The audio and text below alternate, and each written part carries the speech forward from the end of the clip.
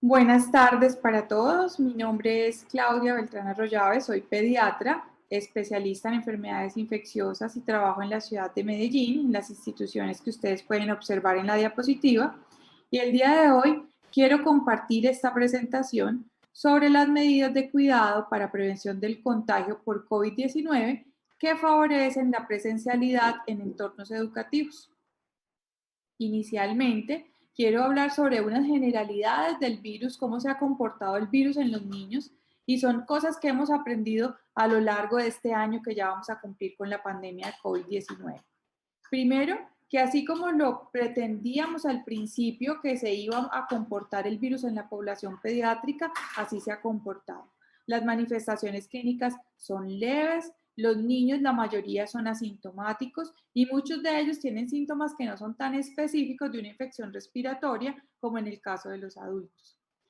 Que a pesar de que los niños se supone que tienen cargas virales altas, no hay muchas diferencias entre niños con síntomas y niños sin síntomas.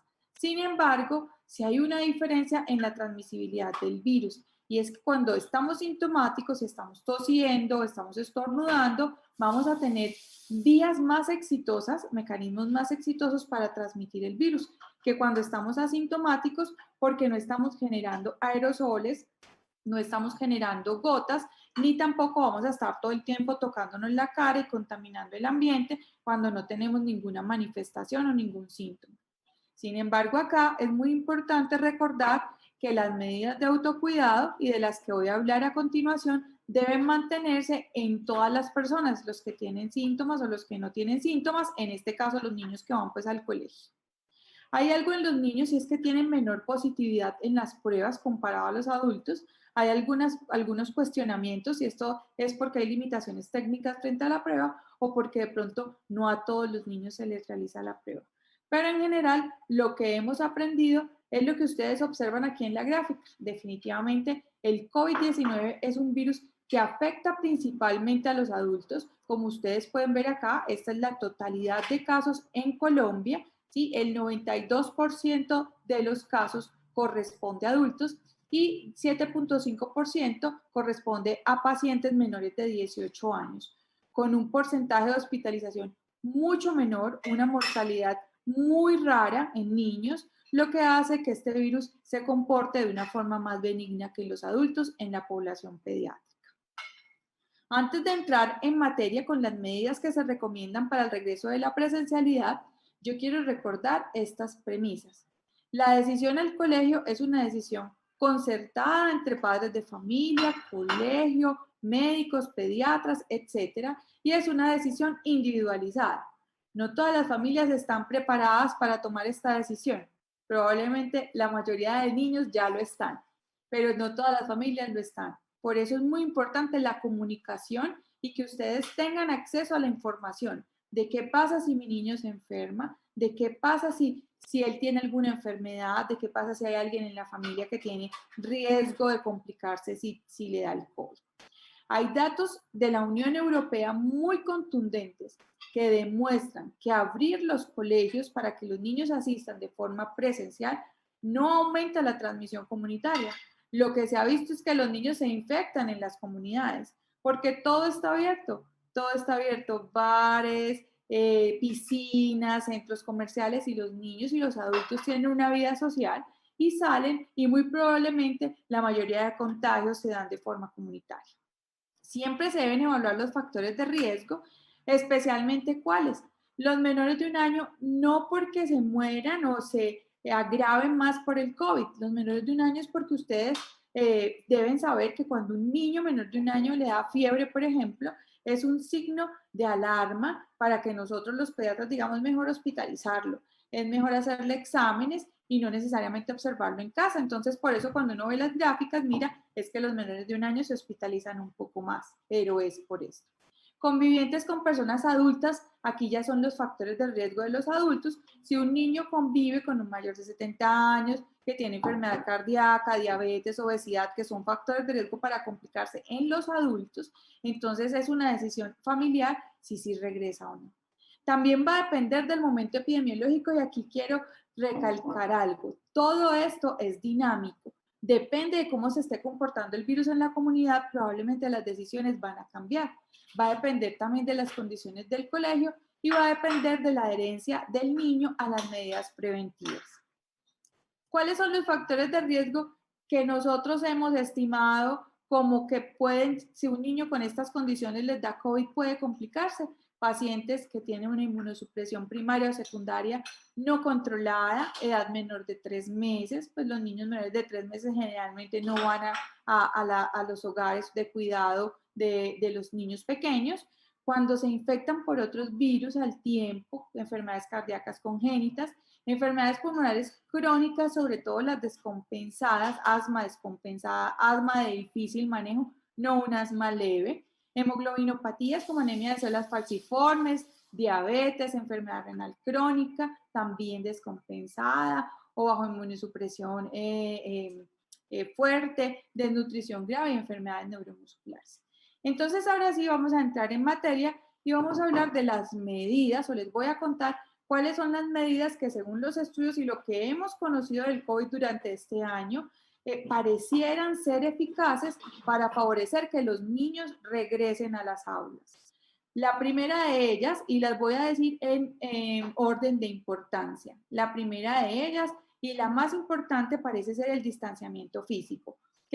¿Para qué es el distanciamiento físico? Para disminuir el número de contactos que tiene el niño en el momento en el cual alguno se infecte, no porque se infecte en el colegio, sino que, como les dije antes, estos niños pueden infectarse en la casa, pueden infectarse en la comunidad y obviamente al ir al colegio pueden transmitir la infección a sus compañeritos. Entonces, ¿cuáles son las recomendaciones para disminuir el número de contactos? Hacer cortes de clases y grupos, que las mesas estén separadas entre 1 o 2 metros, que en lo posible el tamaño de los grupos sea reducido, especialmente en preescolares se sugiere en la medida de lo posible que haya 5 alumnos por cada cuidador, profesor, auxiliar de preescolar, que se escalonen los tiempos de llegada. A veces fallamos en este punto. Si decimos todos los niños entran a las 7 de la mañana y llegan todos y se aglomeran, se recomienda que si se puede, los niños vayan llegando a horas diferentes para que no haya aglomeración a la entrada o a la salida. Escalar los tiempos de comida y descanso, igual. Los niños no se van a quedar encerrados en los salones. Por salud mental también se recomienda que tengan su actividad física, por salud física y mental también. Y por ende es importante que salgan a sus patios de recreo, que si van a estar en un restaurante escolar, lo puedan estar para que cambien de ambiente, pero que hayan tiempos escalados entre las comidas y el descanso.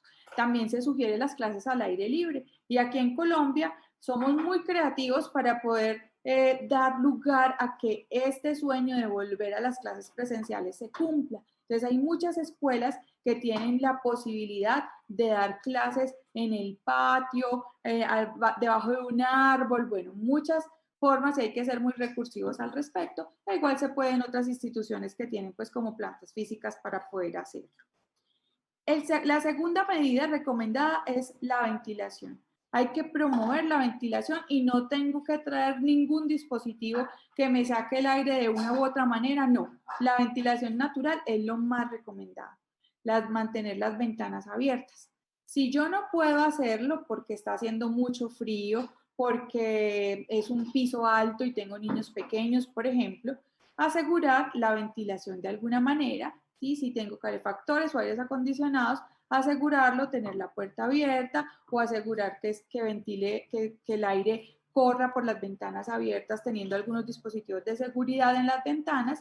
Y si tengo aires acondicionados o calefactores, asegurar el mantenimiento de los filtros. Hay una recomendación y es que se activen los aires acondicionados previamente a la llegada del personal, al menos 1 o 2 horas antes, para que empiece a circular el aire previamente. Reducir la ocupación en las áreas en las que no se puede garantizar la ventilación. Entonces, yo puedo tener un distanciamiento, pero si tengo a esas personas, a esos niños con ese profesor o profesora metidos en un sitio cerrado, el riesgo de contagio va a aumentar. Entonces, es muy importante este punto. Otra de las medidas, y creo que lo hemos aprendido muy bien durante este año, deberíamos haberlo hecho toda la vida, porque esto previene muchas infecciones, no solo COVID, sino infecciones parasitarias, diarreas, otras gripas, etcétera, y es el lavado regular de las manos. Debe ser parte de la enseñanza diaria de niños y adultos, ¿sí? Enseñar y reforzar el lavado de manos con agua y jabón durante al menos 20 segundos. Hay que enseñarlo, hay que educarlo y hay que decir cómo. No es como echándonos la cremita de manos, sino que es un lavado de manos que es vigoroso, que yo lo que quiero es, uno le dice a los niños, imagínate que cuando estás haciendo así, estás echando todos esos microbios de las manos, los estás sacando para que el agua se las lleve. Entonces hay que buscar estrategias, que en eso nuestros profesores son expertos, nuestros educadores, muchos de los padres de familia, para que ellos entiendan que cuando hacen eso están liberándose de los microbios que normalmente viven con nosotros. Y se debe aumentar el control para garantizar la adherencia entre estudiantes y el personal. No es solo decirle, hay que lavarse las manos, sino acompañemos a los niños a ver cómo se están lavando las manos, que los niños acompañen a los adultos para que también ellos verifiquen cómo se están lavando las manos. ¿Con qué? Con agua y jabón. No tenemos que inventarnos un desinfectante, sino que con agua y jabón es suficiente. Si no hay posibilidad de agua y jabón, se puede con alcohol y glicerinado. Hay a veces mucho temor que porque los niños se pueden intoxicar con alcohol y glicerinado y que hay reportes de intoxicaciones. Un niño pequeño que tiene un alcohol cerca, si esto ocurre con cualquier otra sustancia, sí que lo tiene cerca, a veces porque huelen rico, se lo toman, pues lo ingieren, sí, en eso hay que tener cuidado y por eso es que es la supervisión pues constante de los niños. Se puede con desinfectante para manos o con solución de cloro. ¿Cuáles son los momentos más importantes para lavar las manos? Al entrar y salir del aula, antes y después de las comidas y antes y después de ir al baño. Habrá otros momentos en los cuales ustedes pueden decir, vamos todos a lavarnos las manos o porque ya ha pasado 1 hora, 2 horas en el aula de clase. No hay una regla de 3 que diga cada 2 horas un lavado, no. Eso depende mucho de la actividad que tienen y de la actividad manual que tienen los niños. Por ejemplo, si yo tengo un salón en el cual es imposible que cada niño tenga su propia cartuchera, sus propios útiles y tiene que compartir los útiles, entonces comparte el color, ¿sí? Se higieniza las manos o se lava las manitos con alcohol. Si tengo, cuando ya me la entregan, cuando la voy a entregar, hago lo mismo, ¿sí? Lo importante, más que el lavado, que le voy a poner a echarle alcohol a todos los colores, no. Más que eso, es lavarnos las manos e higienizarnos las manos. Etiqueta respiratoria. Miren que hasta el momento no he hablado de mascarillas, que tanto nos preocupa porque los niños chiquitos, sobre todo los de edad preescolar, puede que no usen la mascarilla de forma correcta o no está indicado en ellos. He hablado de otras medidas y les dije que era de importancia de mayor a menor, de qué era lo que estaba como recomendado y parecía ser más eficaz en niños. Etiqueta respiratoria es que el personal y los estudiantes cuando tosen o estornudan se deben cubrir con un pañuelo de papel, no debo estar tosiendo y estornudando y echándole pues todos los bichos a todo el mundo. Los pañuelos usados deben tirarse a la basura y luego debo lavarme las manos inmediatamente con agua y jabón. Nuevamente, si no hay agua y jabón disponible, con un desinfectante de manos que contenga al menos 60% alcohol. Educación en síntomas, y esto sí que es importante. Debemos seguir educando en el autocuidado y en el cuidado de los demás. Mensajes como quédate en casa cuando estés enfermo y por favor avísanos. O si alguien en tu casa tiene sospecha de infección o tiene infección por SARS-CoV-2 o por COVID-19 o está esperando el resultado de una prueba, por favor avísanos y no asistas. He tenido casos que el niño asiste a la institución por la mañana y por la tarde llama al papá y dice, ay, es que me salió la prueba positiva. Ese papá ya sabía que estaba una prueba en proceso, ¿sí? Desde el día anterior. No debió haber mandado al niño porque ya ahí lo que pasa es que toca aislar o entrar en cuarentena todo el salón. Es muy importante que seamos solidarios frente a esto. Si no sentimos bien al niño, si tiene fiebre, si tiene gripa, si tiene tos o hay alguien enfermo en casa, procurar que el niño se quede en casa, porque si no, lo que estamos haciendo es exponiendo a los demás. Para esto, recordar cuáles son las manifestaciones clínicas más frecuentes del COVID en niños: fiebre, dolor de cabeza, fatiga. Hay niños, sobre todo adolescentes, que también reportan pérdida del olfato y del gusto, tos, a veces diarrea, náuseas y vómitos. Uso de mascarilla. es una medida complementaria y no puede ser usada como medida única. O sea, no podemos pretender que solo por usar mascarillas ya estamos protegidos, sino que es complementaria a todas las demás medidas. Es obligatorio en adultos y mayores de 12 años. Los visores o caretas no la reemplazan y aquí quiero hacer un alto también en el camino porque hay algunos niños con algunas discapacidades que requieren, o incluso en el bilingüismo, en colegios bilingües, que requieren ver la modulación, los movimientos de la boca para poder aprender el lenguaje. En ese caso, el profesor, la recomendación es que el profesor puede usar su careta o su visor y mantenga a una distancia del niño, o que el profesor también, o el docente o la docente, tenga la careta, se higienice las manos, mantenga la distancia y si está enfermo tampoco puede asistir. Limpieza y desinfección. Tiene que haber un cronograma de desinfección de las instalaciones y las superficies que se tocan frecuentemente, mínimo una vez al día. Siempre que sea posible, lo dije antes, evitar elementos de uso compartido. ¿Sí? Por ejemplo, cada niño tiene sus útiles, sus utensilios, pero si es inevitable, incentivar la higiene de manos luego del uso. Transporte, y este es un punto crítico que nos daba mucho miedo porque son los niños metidos en un espacio cerrado. En el transporte, ¿qué se recomienda? Que usen la mascarilla, que no se coma en el transporte, que se enseñe la etiqueta respiratoria, que haya un solo niño por asiento, si es seguro mantener las ventanas abiertas en el transporte. En los restaurantes, en la medida de lo posible se recomienda que sea en los salones o que sea al aire libre. Si no es posible, mantener distanciamiento en los comedores y en las filas, hacer horarios escalonados de acceso al restaurante y mantener la distancia en el restaurante también. Usar desinfectante de manos antes y después de recibir los alimentos y limpiar las mesas y las sillas entre usos. Recuerden que con el COVID hemos aprendido muchas cosas y esto es muy dinámico y todo el tiempo tenemos que estar inventando cómo vamos poco a poco regresando a nuestra antigua normalidad. La idea es que el niño también pueda desarrollar las habilidades que desarrollan estas áreas, ¿sí? Como en el momento del acceso a los alimentos, etcétera, y que lo haga de la manera más natural posible. Y por eso, no, las medidas como que se mete se levanta y se mete y luego se baja, o sea, hay que tratar de hacerlo lo más natural posible si recordamos las premisas que las manos son muy importantes para evitar la transmisión y que el distanciamiento físico también, por el momento, tenemos que seguir manteniendo. La pregunta, ¿cuándo decido que la escuela debe cerrar? Yo abrí mi colegio, abrí mis salones, ¿cuándo decido que debe cerrar? Una escuela debe cerrar cuando sea imposible controlar un brote, ¿sí? Les traigo esta frase. El cierre generalizado de las escuelas debe ser un último recurso.